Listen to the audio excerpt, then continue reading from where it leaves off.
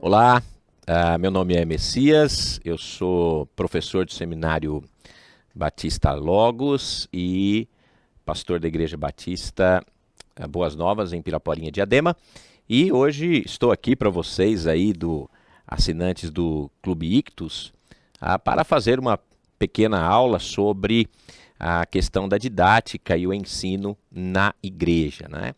Esse é um assunto que a gente poderia desdobrar aí por muitos e muitas aulas, essa questão da didática, e focando especialmente na igreja, né? No assunto de ensino na igreja, porque ele tem muito campo para a gente explorar, conversar, tratar, especialmente para você que pode ser um professor de escola bíblica dominical, ou um líder de jovens e gosta de dar estudos e ensinar e tudo mais. Então, é muito importante esta área. E se você ainda não é, de repente, você pode ser pego de surpresa, né, para dar uma aula, fazer uma mensagem ou dar um estudo.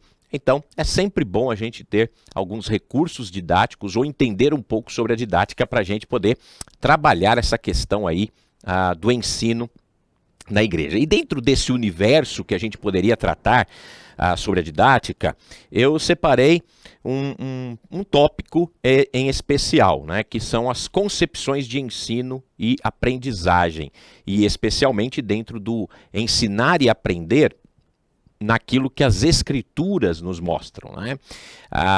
Então, rapidamente aqui a gente vai passar por esses tópicos, ou por esse tópico, dividindo ele em algumas abordagens, para você poder, pelo menos, ter uma ideia de como trabalhar essa questão do ensino-aprendizagem usando a didática para o estudo bíblico, para a igreja.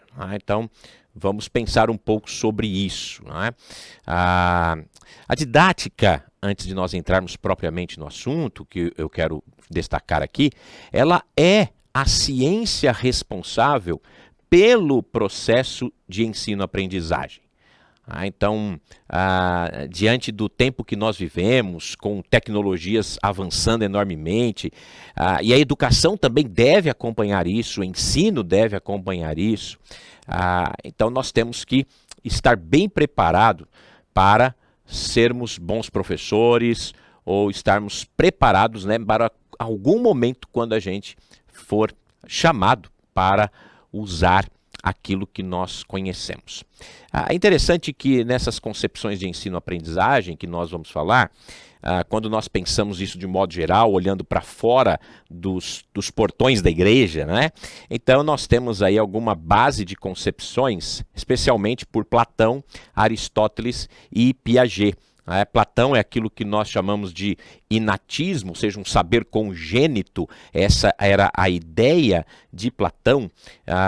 Aristóteles já tem a ideia do empirismo, absorção do conhecimento externo, e Piaget, que é o que nós mais ouvimos hoje, que é o construtivismo, que é uma tentativa do caminho do meio, né? Então, Platão, ele tem essa primeira ideia aí que a gente falou, do inatismo, que é aquela ideia de que você já nasce com uma razão humana, onde você tem certos conhecimentos inatos que vão ser levados para você durante a sua vida. Pasminho, ele vai dizer que Platão defendia a educação como treinamento em excelência desde a mocidade. Então essa é a ideia de Platão, que a pessoa basicamente nasce com certos conhecimentos. Aristóteles, né, ele já vem com uma ideia de que a virtude não consiste do simples conhecimento do bem, mas na sua conquista, né? Então, ele vai fomentar a ideia do saber através do intelecto, onde você vai absorvendo isso de outras pessoas ou de outros conhecimentos, né? Então, a visão de Aristóteles ligada a essa ideia de empirismo, que vem do grego empeiria, né? Que é experiência, a ideia de algo científico que você vai absorvendo de fora. Então, essa foi a ideia aristotélica. E Piaget, depois de mais de 2000 anos, vem com a ideia do construtivismo.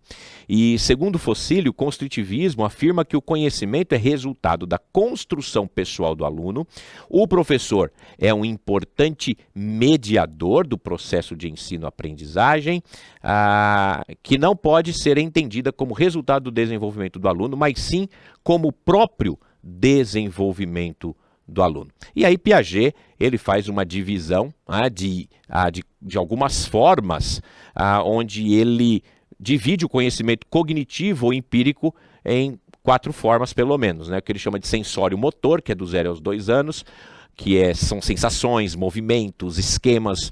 Depois dos 2 aos 7, ele chama de pré-operatório, que é a compreensão, raciocínio, símbolos. O operatório concreto, que vai dos 7 aos 10 anos, que é o pensamento lógico e a sociabilidade.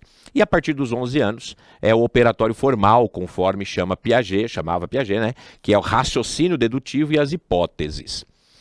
Mas esse é o conceito humano, por assim dizer. Como é que é a cosmovisão bíblica, então, do papel do professor e da concepção de ensino-aprendizagem?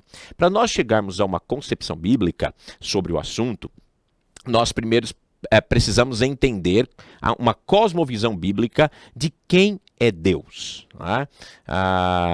E cosmovisão, segundo Sayre, ele diz que é um compromisso, uma orientação fundamental do coração que pode ser expressa como uma narrativa ou um conjunto de pressuposições, suposições que podem ser verdadeiras parcialmente, podem ser verdadeiras, parcialmente verdadeiras ou inteiramente falsas, que nós sustentamos, consciente ou subconscientemente.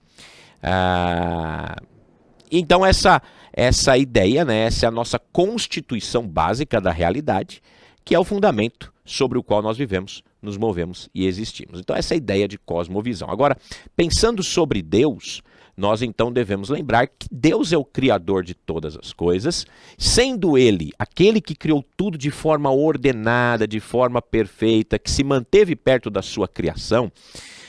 Quando nós pensamos em Deus como aquele que é o Senhor soberano de todas as coisas, aquele que criou todas as coisas, inclusive o ensino, então essa cosmovisão bíblica nossa desse processo de ensino-aprendizagem não pode colocar Deus apenas como um observador.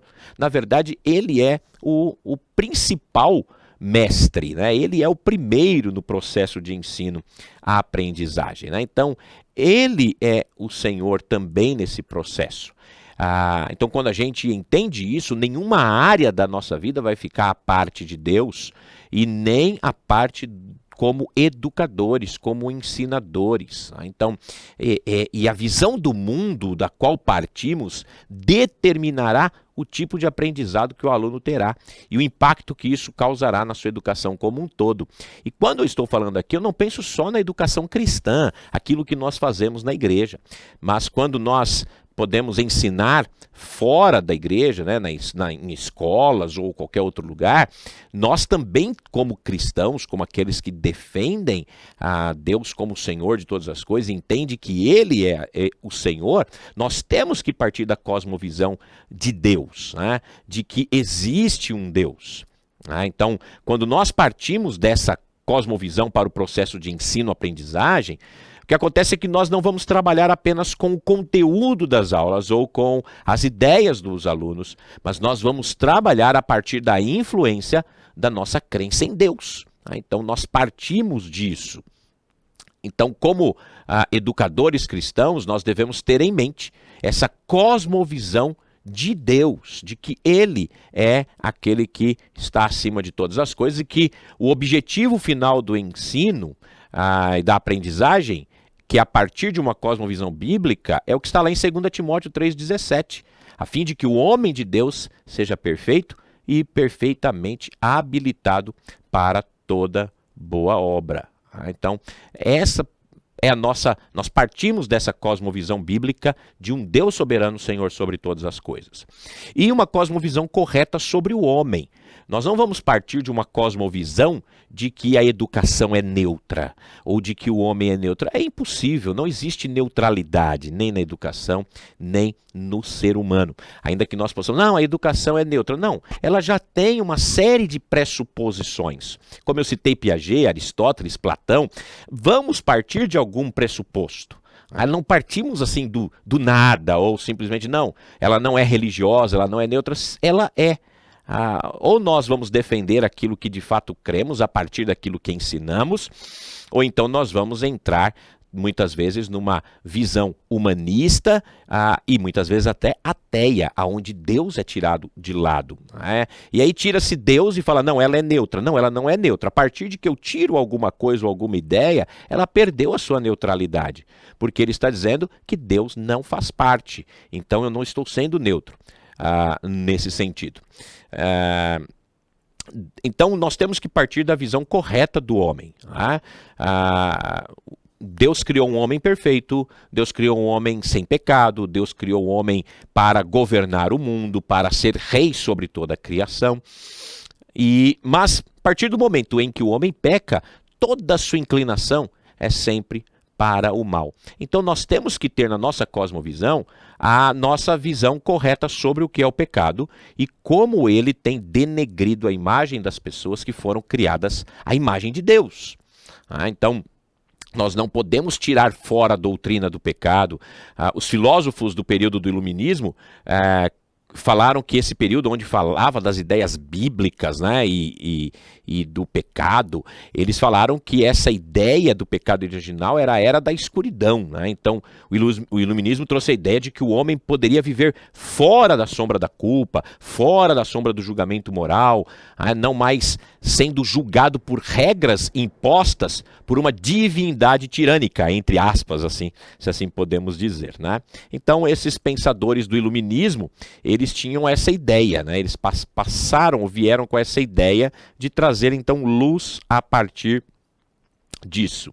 Mas então a cosmovisão do iluminismo é uma cosmovisão humanista, que destoa da noção correta do que é o homem e do que a Bíblia mostra sobre o homem. Que o homem está alienado de Deus.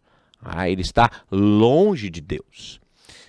E por causa do pecado, tudo que é belo, tudo que é bom, ela foi perdida, ela foi distorcida, né? Então, e isso também entra na questão educacional, intelectual e tantas outras coisas. Então, no processo de ensino-aprendizagem, você deve lembrar que o homem, então, ele está, de modo geral, afastado de Deus. Então, quando a gente pega a cosmovisão de um Deus soberano, santo, poderoso, e o homem pecador, afastado de Deus, então nós vamos partir para aquilo que a gente deve pensar. Então, qual é a cosmovisão bíblica? Como é que nós chegamos a um ponto para que o nosso ensino seja um ensino eficaz, seja um ensino que glorifica a Deus, seja um ensino que exalta o Senhor, e ainda assim ele vai apresentar aquilo que deve ser ensinado, né? Então, quando a gente tem essa visão correta de Deus e do homem, nós podemos partir para a aplicação dessa cosmovisão no processo da didática, que nesse ponto aqui do ensino-aprendizagem. Então, para muitos especialistas aí em didática do ensino-aprendizagem, essa ciência é precisa e por isso querem separar Deus disso, mas é impossível. Os livros atuais de didática que são usados nas escolas, eles colocam o aparecimento da ciência e com o aparecimento da ciência, a morte da religião, ou seja, a necessidade de se tirar Deus da história. Então, defende-se, como eu já disse, de um ensino escolar neutro, o que na verdade não existe. Então, nós temos que partir da cosmovisão correta.